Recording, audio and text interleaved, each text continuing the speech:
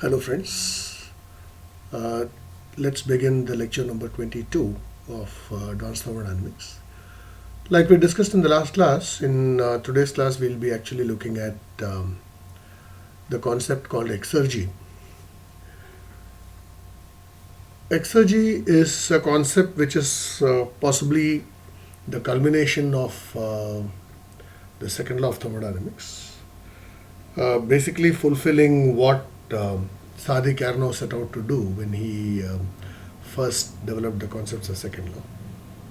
That is, to basically analyze with reference to the second law how well a particular real system is doing and what are the improvements that can be made to a real system in order to make it perform closer to what the second law of thermodynamics would allow it to perform, right?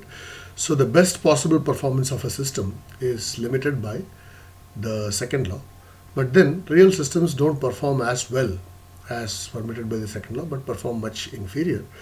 So if you analyze it using what is called the Exergy analysis or the second law analysis, you actually end up figuring out how closely do we approach the performance that is permitted by second law, and what changes in the system would actually take it closer to perform as well as the second law would allow it to perform, or as close to it as possible.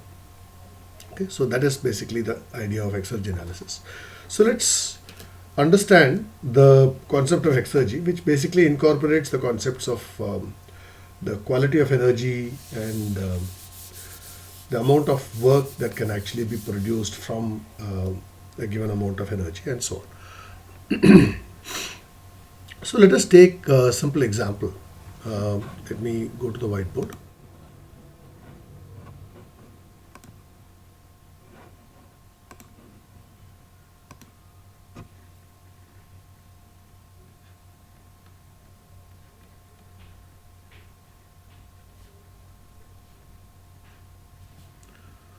So suppose I have a small kerosene lamp. Let's say, okay, there's some amount of fuel in it, and there is a wick, and there is a flame.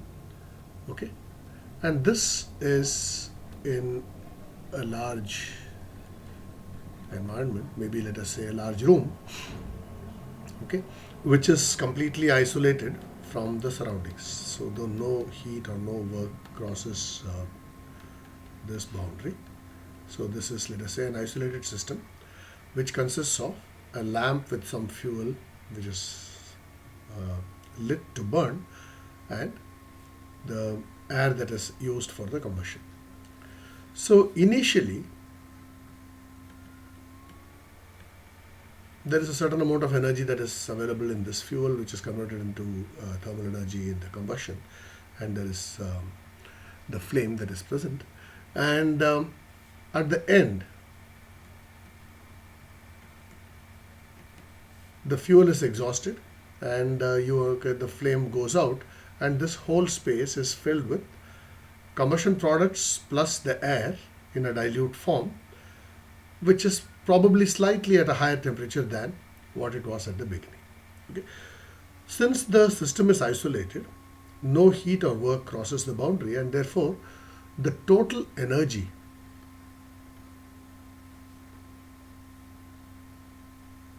in the system sorry, EF is the same as ER. So the initial energy and the final energy are the same. But what we can intuitively see is that initially whatever was present inside this isolated system is of a better value.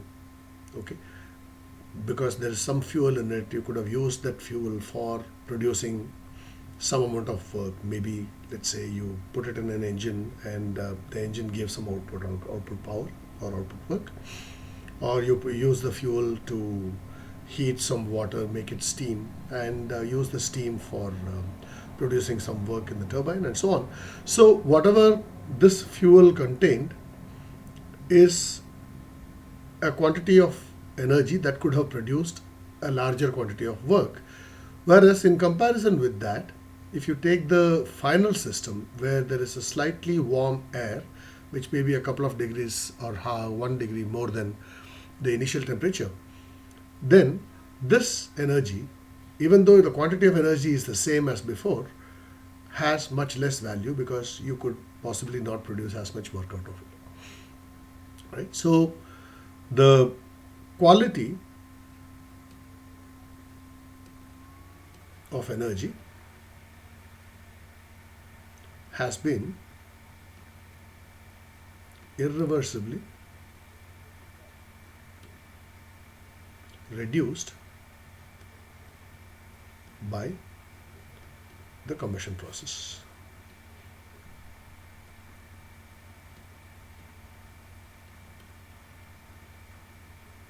So this, you see that the combustion process being an irreversible process, the quality of energy which was there initially in the system has been reduced, okay, or some amount of potential to produce work output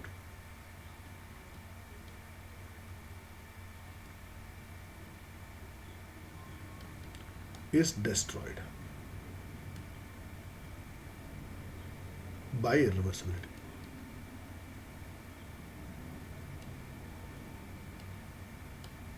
Okay, so this is basically the underlying concept that we will be using in this particular case that we'll be looking at. So if I can define a quantity that reflects the quality of the energy, which in turn means the potential for the energy to produce work output. Okay, so potential to produce work output. If I can define or capture this in a quantity, then I would have defined Exergy. Basically, that is the idea. The idea is the same quantity of energy may have different quality, and therefore the higher the quality, the more the possibility of it to produce work output and so on is what we understand. And therefore, what we can say is that the initial exergy of the system is higher than the final exergy, and there is a certain amount of exergy that is irreversibly destroyed. So exergy is a quantity that we define to reflect the quality of energy. So this is one point that one needs to take note of. The second point that one needs to take note of is when I bring two systems in contact. Okay, so if I have an object 1 and another object 2, okay, so if I bring these two in contact with each other so that they can interact by contact or interact by any other method, let's say interact by contact, then if, for example, 1 is warmer than 2, we know that the contact basically makes the object 1 cooler and the object 2 warmer until such time that they go to equilibrium. Suppose my 2 is the environment or the surroundings, then every object 1 would interact with the environment, and that results in some amount of energy transfer from object 1 to object 2. If this is done in a reversible heat engine, so that whatever energy is transferred from object 1 to the environment is able to produce the largest quantity of work that it can actually do, then we get what is called the amount of work that can be produced by the energy that is available in 1 before it goes to equilibrium with the surroundings. And when the object 1 has gone to equilibrium with the surroundings, then even when they both are kept in contact, there is no further interaction that actually happens. So then you can say the object is in the dead state. Okay. So what are the concepts that we actually talked about now? One is work or reversible work, producible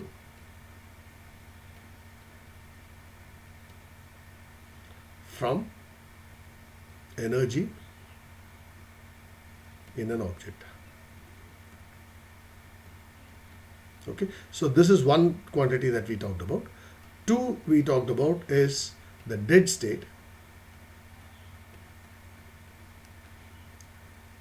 Three that we talked about is environment.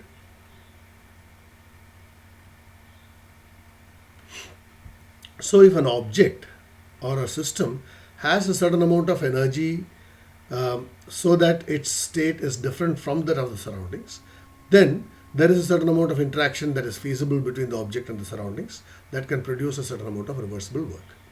Okay, and when the object reaches equilibrium with the surroundings, so that the temperature of the object and the pressure of the object are the same as that of the surroundings, T naught and P naught, okay, then the object is said to have reached a dead state. That is, if the object is in thermal equilibrium and mechanical equilibrium with the surroundings, then the object is said to have reached the dead state. In fact, it should also reach chemical equilibrium, which we will talk about as chemical exergy in another module of the same course, once we have done some amount of chemical reactions and so on in this course. So until such time, we'll say that when the temperature of the object and the pressure of the object are identical to T naught and P naught of the surroundings, then we say that the object has reached a dead state. Okay, so then there is this environment with reference to which we are counting things.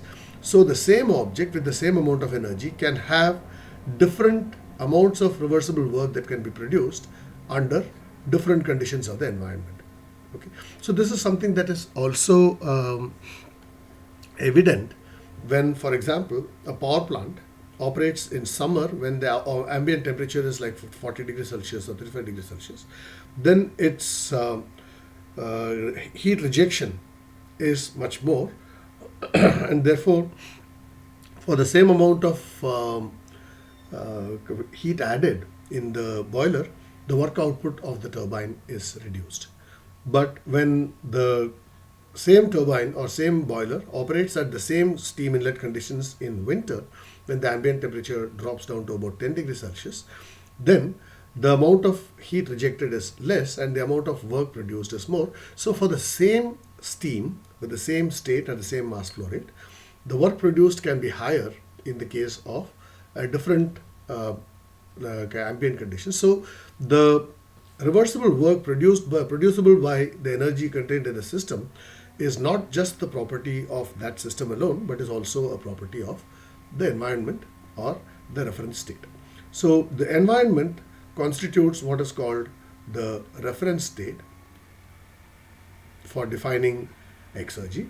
So we call it as exergy reference environment. So for most substances or for most systems, the reference environment would be typically on Earth, for example. For most systems on Earth, the reference environment would be the atmosphere. So basically, anything that is taken from the atmosphere, anything that is rejected to the atmosphere. So the temperature and pressure of the atmosphere constitute the exergy reference environment for a thermomechanical system. And the temperature and pressure of the object, if they are different from that of the environment, then there is potential to produce work, irrespective of whether it is higher or lower. Say, for example, if I have a substance which is at a higher temperature and higher pressure than the surroundings, then you can run a heat engine between this as the source and the exergy reference environment as the sink in order to produce work. Okay. Now, when you do this, then the temperature and pressure of the object go on decreasing until such time that the object would go to equilibrium with the surroundings. So this is when the object is at a higher pressure and temperature. Suppose the same object is at a lower pressure and temperature. Let us say, for example, you have liquid nitrogen in a cylinder or a tank. Now, you can actually run a heat engine between the environment as the source and this as the sink, so that there is heat rejected to this sink, and this sink then comes closer and closer to the exergy reference environment and finally goes to dead state. So exergy can actually be looked upon as the extent of departure from the dead state to either direction, above or below, but the work produced is always positive work output. That is, if you look at work by the system, which we take as a measure of the exergy, is always counted as a positive quantity. So the exergy is always a positive quantity, irrespective of whether the departure is to temperatures and pressures higher than the reference environment or to temperatures and pressures lower than the reference environment. Okay, so now we understood reference environment, we understood dead state, which is when the object is at a state whose temperature and pressure are equal to that of the surroundings. So the environment is at the environmental pressure and temperature, but when the object goes down to the environmental pressure and temperature, then even if you put it in contact with the environment through any system, there cannot be any work produced. So therefore this is in dead state. So the dead state pertains to the state of an object or the system, and environmental state is not called the dead state. It's actually the state of the object when it's in equilibrium with the surroundings, which is called the dead state. Okay, so these are the basic ingredients that we require in order to define exergy. So now let's go and try to formally define exergy.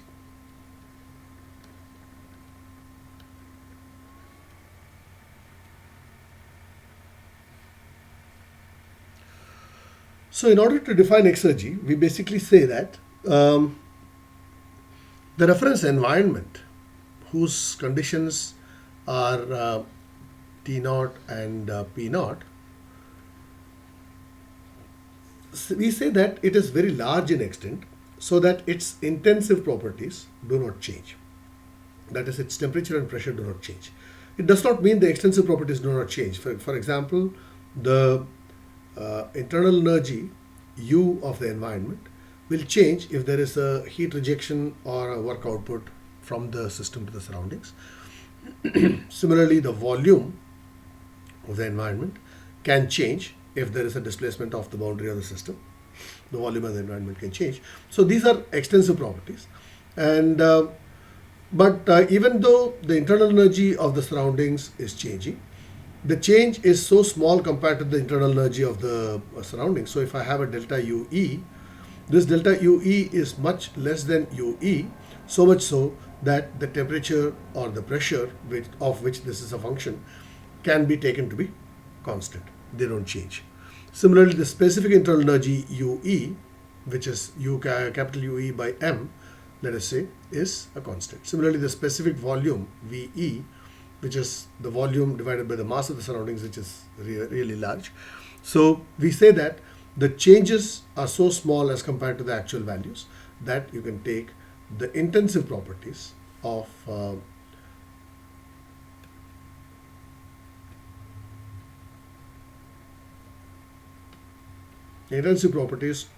environment are constant. Okay, so they do not change with any of the interactions that we are presently considering. This is one thing. And the second modeling assumption that we will make is that all irreversibilities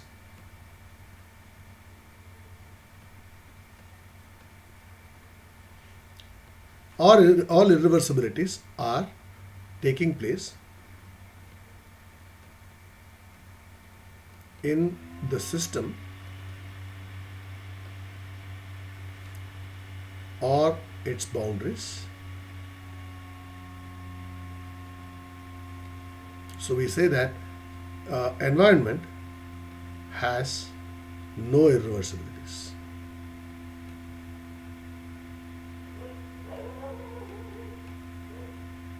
So all the irreversibilities that happen in the process are taken to be happening at the system or at the boundaries of the system, so much so that they can be considered as characterizing the system, but there is no entropy generation or there is no irreversibility in the surroundings. This is another modeling thing that we would do. So if I do that, then I can write for any process the first law. We'll say that because there are no irreversibilities, the first law of the environment can be written as T naught into delta S of the environment is equal to delta U of the environment plus P dV of the environment, or delta V of the environment. So this is basically what we are saying, so that this, you remember when we wrote the first law and second law for reversible heat and reversible work process, this is the expression that we used. So since there are no irreversibilities in the environment, we'll be able to write T naught into delta SE is equal to delta UE plus P into delta VE, where delta SE is the change in entropy of the environment, delta UE is the change in entropy, change in internal energy of the environment, delta VE is the change in volume of the environment. All of these are extensive properties, extensive quantities. Okay, so this is one equation which we'll be using from time to time in the formulation of the present work. Okay. Now, we are also saying delta UE and not delta EE, because normally the potential energy and kinetic energy require a datum, and now since we are looking at the environment, which is a reference in itself, so we normally say that the velocities that constitute kinetic energy, or the elevation that constitutes potential energy, are defined with reference to this environment, and therefore the environment itself does not have its own potential or kinetic energies, and any change in energy of the environment is entirely the internal energy of the environment. Okay, so that is the thing that we would be saying. So now we take this environment and allow a closed system. So we define Exergy for a closed system. So suppose I have a closed system, okay, that is the mass of this system is constant, and this is interacting with the environment, and let's say this is its near environment and the farther away. So whatever interactions happen between this and this, the heat interaction and the internal energy change delta UE, delta SE, are all happening in the near environment.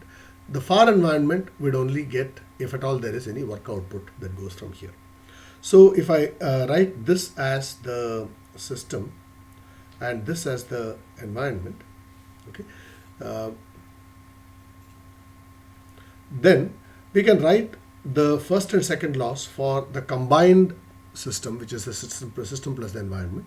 Then what crosses the boundary of this combined system, this environment is the near environment of the system, what crosses the boundary of this would only be work. So if I consider this as delta WC, where C stands for the closed system that we are looking at, then if I write the first law for this combined system, I would be able to say that delta U of the combined system is equal to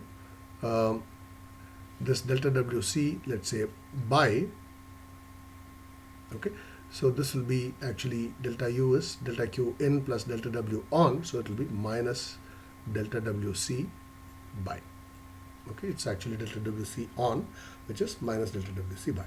So this is your expression for the first law for the combined system and surroundings.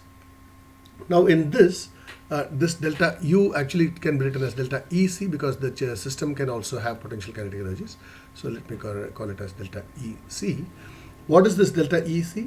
This delta EC is actually delta E of the closed system plus delta E of the surroundings.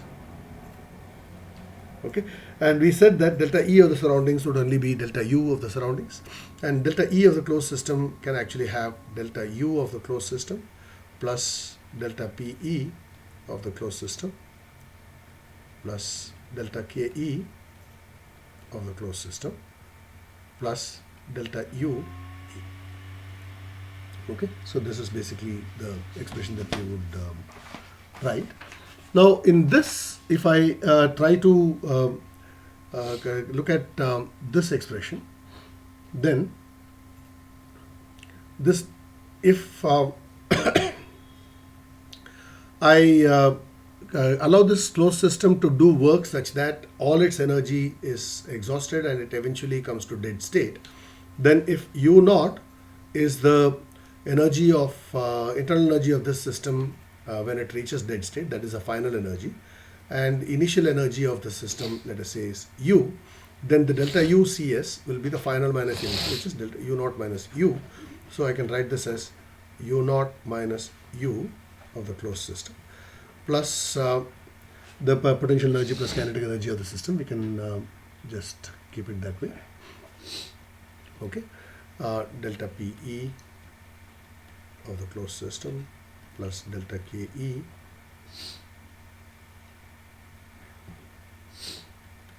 of the closed system plus delta UE. Okay. Now, for this delta UE, we can substitute from the expression that we had written in the previous page, that this delta UE is nothing but T naught delta SE minus P naught delta VE. So we can substitute that here. So this will be equal to U naught minus U plus delta PE of the closed system plus this delta PE of the closed system. When it reaches the dead state, then its kinetic energy is potential energy and kinetic energy are both zeros. So this basically would mean that it will be minus of the potential energy of the initial system minus the kinetic energy of the initial system. So let me write it that way: minus PE of the closed system minus KE of the closed system. Okay, and this I'll write it as T naught into delta SE minus P naught into delta EE. Now, what are these delta SE and delta VE? This is delta U of the closed system. Now, delta S of the environment. Okay.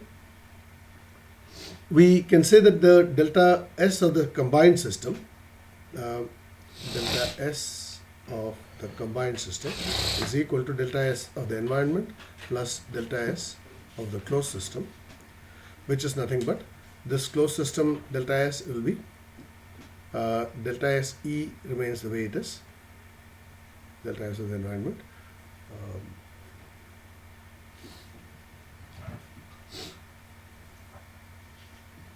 Okay, this is the delta S of the environment plus this final entropy of the system, which will be S naught, where it is in equilibrium with the surroundings, and S is the initial entropy of the closed system. So this is the expression. So if I write for the second law for the combined system, just like we wrote the first law here, delta S for the combined system, since there is no heat crossing the combined system, the delta Q by T would be 0. This would be entirely equal to sigma of the closed system. That is, there is no environment, there is no entropy generation in the, sorry, this is not CS, but it is C. Okay. Now, since there is no heat crossing this combined system, delta Q by T term will be 0. And sigma, since all irreversibility is confined only to the closed system, this would actually be equal to sigma of the closed system. Okay, so this is basically that it is.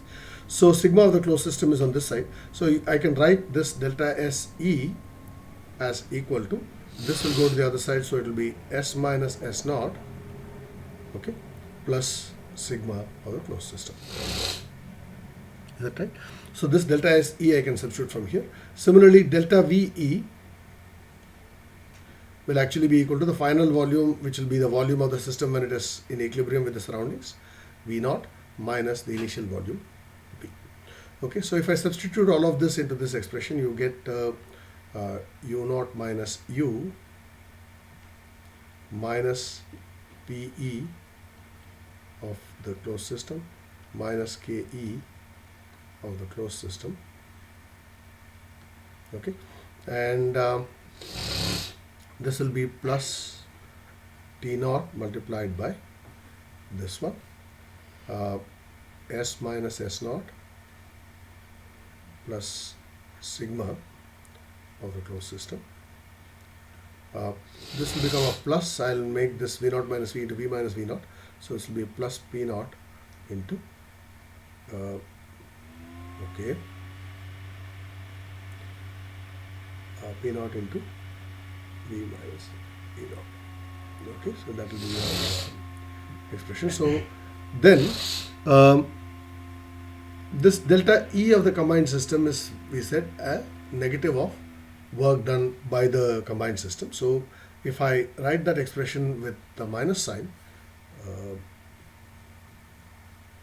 then delta W of the combined system by is equal to, so this now makes the entire equation go with a minus sign, because this left hand side is delta EC, which is minus WC by. So if I substitute for that, then all of this will become negative. So it will be U minus U naught plus potential energy plus kinetic energy. So I can write this as E minus U naught, and this is minus T naught into S minus S naught into minus T naught sigma, and this will be minus P naught into V minus V naught. So this will be E minus U naught, where this E is nothing but U plus potential energy plus kinetic energy of the closed system at the beginning of the process. Okay, so this is E minus U naught minus T naught into S minus S naught minus P naught into V minus V naught. So this is plus V naught into T naught to V minus V naught minus T naught into sigma Cs. Okay, so this is the work output that is producible. So we said that the Exergy can be defined as the work that can be produced by the energy contained in the system by doing a reversible work by reducing it to the Exergy reference environment. If I do reversible work and reduce it to the Exergy reference environment, this term would go to 0 because there is no irreversibility. So then I can define Exergy phi of the closed system as the work delta WC by reversible, or delta WC by maximum, because the irreversibility is a 0, then the work is maximum. That would be equal to E minus U naught plus P naught into P minus V naught minus T naught into S minus S naught. This is your definition of Exergy of a closed system, phi of a closed system. The Exergy of the closed system at the beginning of the process. So what we are actually doing now is virtually conceptualizing that we are taking any object at any state of energy and running a reversible engine to reduce it to dead state. We are actually not reducing it to a dead state, but we are actually saying that if it were to run an engine and get reduced to dead state, what would be the maximum amount of reversible work it can produce? That is defined as the Exergy of the system, and now this actually becomes a property of the system with reference to the given environment, because this U naught, V naught and S naught are the properties of the closed system when its temperature and pressure go to equilibrium with the surroundings. So this U naught is equal to U of the closed system at P naught, T naught. Okay, V naught is V of the closed system at P naught, T naught, and S of the closed system at is equal to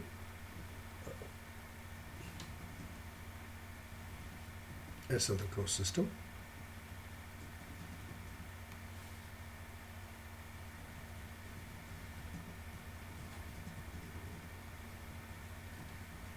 at P naught, T naught, and the otherwise U is at Pt, which is the initial state, V is at Pt, and S is at Pt.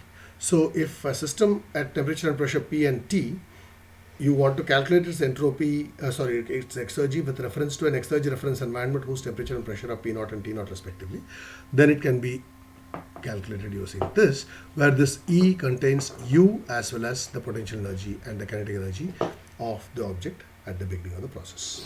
So there is no process as such that we are looking at, but at any state you can actually define the U, P, S, V, and you can define the potential and kinetic energies of the object. So then its Exergy would be defined by this definition. Okay, so this is basically the definition of Exergy of any system. So this Exergy therefore is a function of Pt as well as P naught, T naught for a given object. So for example, if I take steam at 200 bar and 550 degrees Celsius as entering a steam turbine, its Exergy can be calculated using the internal energy of the steam at that condition minus the internal energy of the steam at the ambient pressure and temperature. So if the steam becomes liquid water at ambient pressure and temperature, then this U would be the internal energy of the liquid water. Similarly, P naught is ambient pressure. This V is the volume of the steam that entered at the initial condition or at the inlet state, and V naught is the volume of the same steam if it were at P naught and T naught. Similarly, T naught is the ambient temperature, and S is the entropy of the steam at 200 bar 550 degrees Celsius that enters the turbine, and S naught is the entropy of the same steam when it is at P naught and T naught. So if it is liquid water, then it is P naught and T naught at that condition. So if P naught and T naught, for example, are 1 atmosphere and 25 degrees Celsius, then these are properties at 1 atmosphere and 25 degrees Celsius, U naught, V naught, and S naught. Okay, but all of them are properties of the same substance that you're looking at. It's not the property of the environment. That's what you need to be cautious about. So this is the basic definition of exergy. I think we have done enough for one lecture, so we'll stop at this point. We'll discuss the implications of this in the next class.